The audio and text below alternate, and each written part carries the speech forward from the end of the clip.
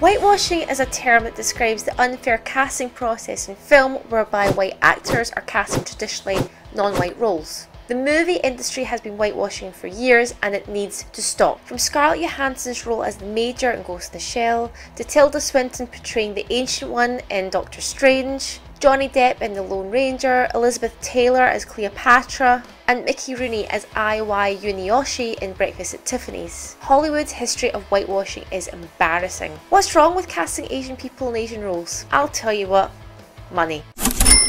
When director Ridley Scott was promoting his film Exodus: Gods and Kings, he spoke to Variety and explained the whitewashing controversy like this. I can't mount a film of this budget where I have to rely on tax rebates in Spain and say that my lead actor is Mohammed so-and-so from such and such.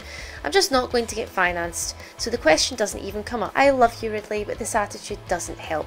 We need more directors sticking up for minority roles and using their influence to change the whitewashed landscape. However, some are taking a stance, like Deadpool star Ed Skrein, who stepped away from the role of Hellboy's Major Ben Daimio after finding out the character was of mixed Asian descent so that filmmakers could cast the role appropriately. And thankfully now, Daniel Day Kim has taken the role. Good on you, Ed.